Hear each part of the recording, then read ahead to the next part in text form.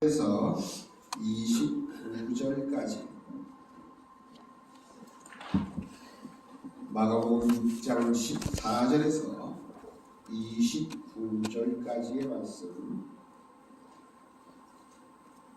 제성경에는 62쪽 3쪽에 있습니다. 찾으신 줄 알고 함께 봉독합니다. 하나님의 말씀입니다. 이에 예수의 이름이 드러난지라 헤롯 왕이 듣고 이르되 이는 세례 요한이 죽은 자 가운데서 살아났도다. 그러므로 이런 능력이 그 속에서 일어나느니라 하고, 어떤 이는 그가 엘리야라 하고, 어떤 이는 그가 선지자니 옛 선지자 중에 하나와 같다 하되, 헤롯은 듣고 이르되 내가 목된 요한 그가 살아났다 하더라. 전에 헤롯이 자기가 동생 빌리베암의 헤로디아에게 장가들므로 이 여자를 위하여 사람을 보내어 요한을 잡아오게 가뒀으니, 이는 요한이 헤롯에게 말하되 동생의 아내를 취한 것이 옳지 않다 하였습니다. 헤로디아가 요한을 원수로 여겨 죽이고자 하였으되 하지 못한 것은 헤롯이 요한을 의롭고 거룩한 사람으로 알고 두려워하여 보호하며 또 그의 말을 들을 때에 그게 범민하였음에도 달갑게 들으리라. 마침 기회가 좋은 날이 왔으니 곧 헤롯이 자기 생일에 대신들과 첩부장들과 갈릴리의 주민들로 더불어 잔치할세. 헤로디아 딸이 친히 들어와 춤을 추어 헤롯과 그와 함께 앉은 자들을 기쁘게 한지라. 왕이 그 소녀에게 이르되 무엇이든지 내가 원하는 것을 내게 구하라 내가 주리라 하고, 또 맹세하기를 무엇이든지 내가 내게 구하면 내 나라의 절반까지라도 주라 하거늘. 그가 나가서 그 어머니에게 말하되 내가 무엇을 구하니까? 그 어머니가 이르되 세례 요한의 머리를 구하라. 그가 곧 왕에게 급히 보내라. 그 왕이 이르되 세례 요한의 머리를 손 안에 얹어 곧 내게 주기를 원하옵나이다 하니, 왕이 심히 근심하나 자기가 맹세한 것과 그 앉은 자들로 인하여 그를 거절할 수 없는지라. 왕이 곧 신병 하나를 보내어 요한의 머리를 가져오라 하니 명하니, 그 사람이 나가 옥에서 요한을 못 빼어 그 머리를 손 안에 얹다가 소녀에게 주니, 소녀가 이것을 그 어머니에게 주니, 요한의 제자들이 듣고 와서 시체를 가져다가 장사하니라. 아멘. 우리가 살아가는 삶의 모습 속에서 때로는 결정을 하고 선택을 해야 할 때가 있습니다. 그런데 그 결정과 선택, 이것을 할 때에 우리가 잘해요. 잘못하면, 잘못 결정하고 잘못 선택하면 그게 오히려 나에게 큰 해가 되고 또 멍해가 되기도 하고 큰 어려움이 되기도 합니다. 우리가 잘 아는 대로 먼저 대통령이 선택을 했는데, 결정을 하기는 했는데 잘 못한 것 같아요. 이왕에 할 거는 좀 확실하게 그렇게 준비해서 하면 어땠을까 하는 그러한 생각이 들기도 합니다. 오늘 본문 말씀 속에서도 이렇게 잘못된 결정과 잘못된 선택을 한 사람이 오늘 본문 속에 기록 등장을 합니다. 바로 헤롯이라고 하는 왕입니다. 오늘 본문의 사건은 이미 예수님께서 12제자들을 파송했고, 그리고 와서 그 모든 되어진 일들을 보고하는 그 사이에 오늘 본문이 기록되어져 있음을 보게 됩니다. 예수님께서 12명의 제자들을 이미 7절 이후로 13절에 12명의 제자들을 둘씩 짝지어 두 촌에 다니면서 보냅니다. 12제자들을 부르셨고 둘씩 보내어서 더러운 귀신을 제어하는 권능을 주셔서 이들이 가서 주님께서 주신 그 모든 권능 속에서 모든 일들을 감당합니다. 그런데 여기에 놀라운 역사가 일어납니다. 12절과 13절을 함께 봉독합니다. 시작.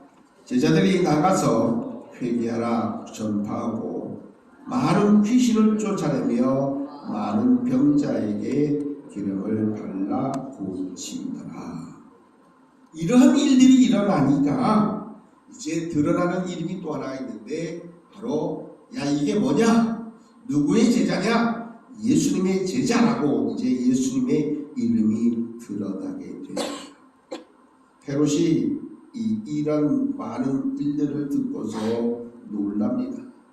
세례 요한이 죽은 자 가운데서 살아났도다. 그러므로 이런 능력이 그 속에서 일어난다라고 말했고, 또 어떤 사람들은 그가 엘리야라고도 하고, 또 어떤 애들은 그가 선지자니 옛 선지자 중에 하나와 같다라고 말하지만 헤롯의 심중에는 바로 이런 마음이 있었습니다. 헤롯은 듣고 이르되 내가 목뺀 요한 그가 살아났다 하더라고 이렇게 이야기하고 생각을 했던 겁니다. 왜 헤롯이 그러면 이러한 말들 이러한 염려와 걱정을 할 수밖에 없었는지 성경은 이렇게 말씀합니다. 전에 헤롯이 자기가 동생 빌립의 아내 헤로디아에게 장가든 고로 이 여자를 위해서 사람을 보내 요한을 잡아오게 가두었는데 가둔 이유가 뭐냐 하면 요한이 헤롯에게 말하기를 동생의 아내를 취한 것이 옳지 않다라고 지적했기 때문에 그렇습니다. 그래서 헤롯이 마음에 늘 부담을 가지고 있어요. 저 요한이 내가 한 일을 잘못한 일이라고 자꾸 지적하니 마음에 이제는 찔림이 있었고 고통이 있었던 겁니다. 그래서 사람을 보내어서 요한을 잡아 오게 가두는 이러한 잘못된 선택과 잘못된 결정을 내렸던 겁니다. 이제 헤롯은 이 요한에 대해서 오늘 본문 속에 두 번째 잘못된 결정을 내리고 맙니다. 헤로디아가 요한을 원수로 여겨서 죽이고자 했던 이러한 마음을 가졌음에도 불구하고 그 일을 감당하지 못한 이유가 하나 있습니다. 바로 그것은 헤롯이 요한을 의롭고 거룩한 사람으로 알고 두려워하고 또한 보호하였고 그의 말을 들을 때에 크게 번민하면서도 이제는 달갑게 듣던 그러한 삶이 헤롯에게는 있었던 겁니다.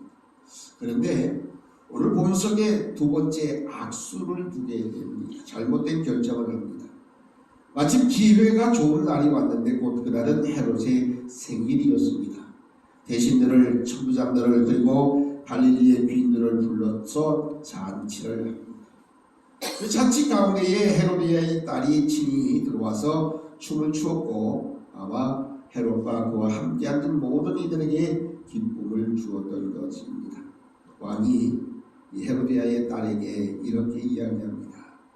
무엇이든지 내가 원하는 것을 내게 구하라. 내가 주리라 약속하고 또 다른 맹세하기를 무엇이든지 내가 내게 구하면 내 나라의 절반까지라도 주겠다라고 하는 그러한 약속을 하고 있었던 겁니다.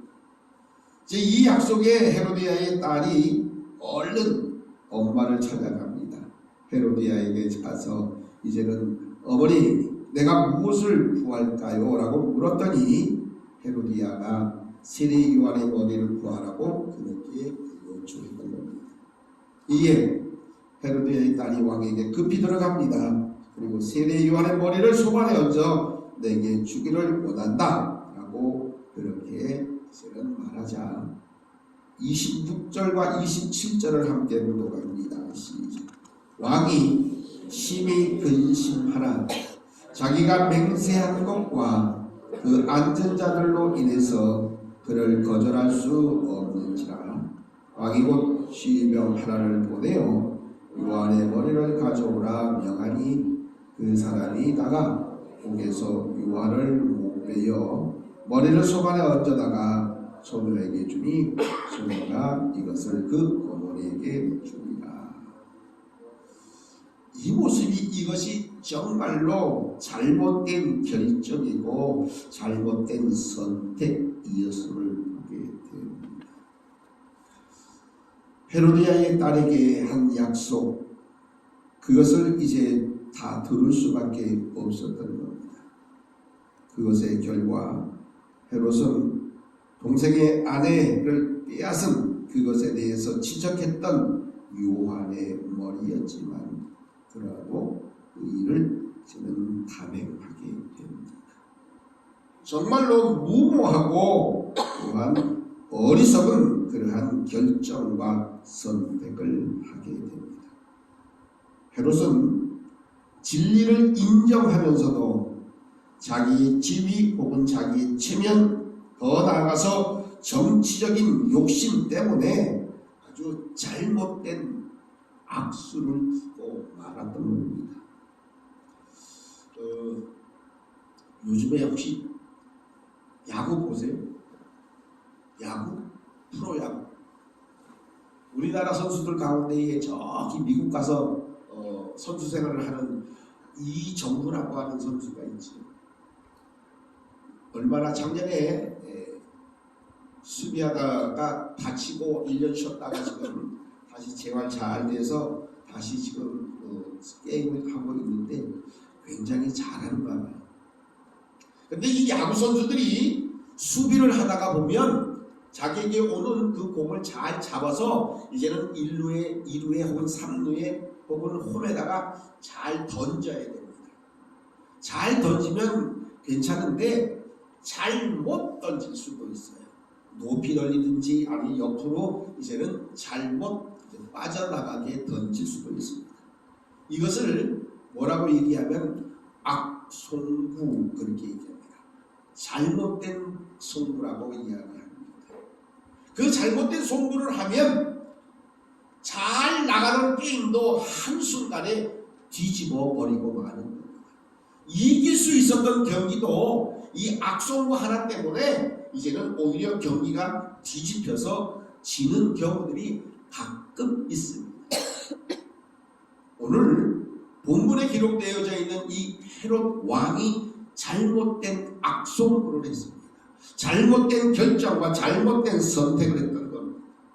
하지 말았어야 될 그 결정을 이제 자기의 지위를, 자기의 자리를 지키기 위해서 이제는 자기 체면 때문에 이제는 잘못된 악수, 잘못된 악송구를 하고 말았던 겁니다.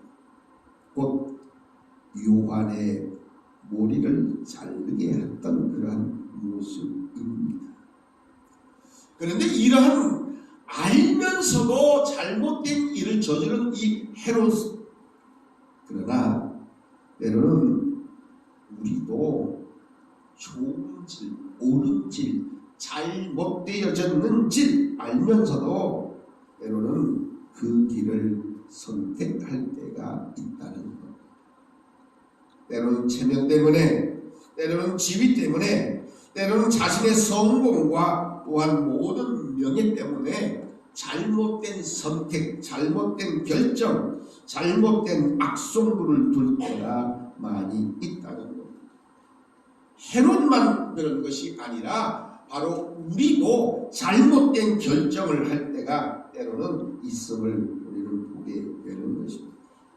그러면 잘못된 결정이 아니라 잘된 결정, 좋은 송구를 또 좋은 묘수를 둘 수 있는 길이 어디 있느냐? 우리 인생의 묘수는 다른 데 있지 않습니다.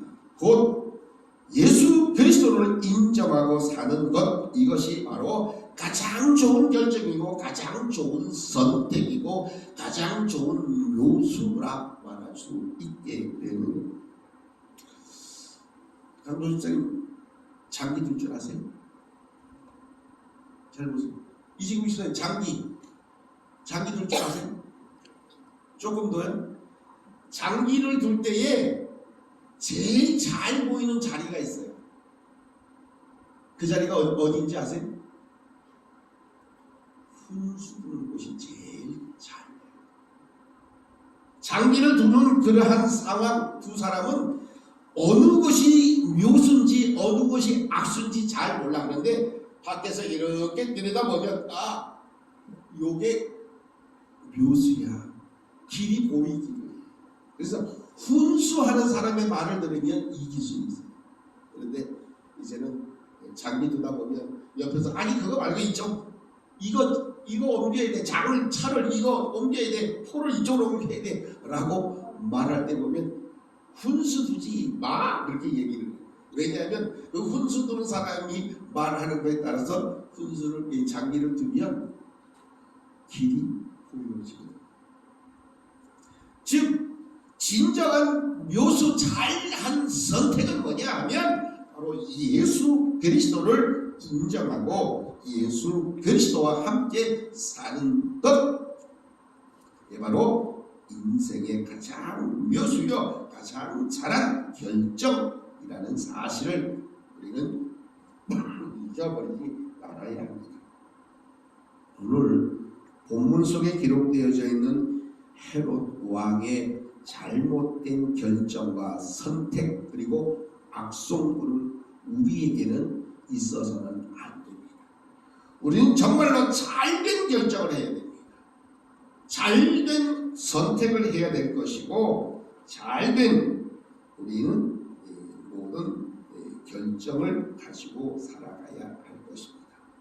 그것은 곧 예수 그리스도를 선택하고 예수 그리스도의 말씀 따라 사는 것, 그것이 정말로 헤롯처럼 잘못된 선택과 결정을 하는 어리석은 자가 아니라 진정한 지혜 있는, 그리고 더 나아가서 진리와 함께 사는 하나님의 백성의 모습이라는 것입니다.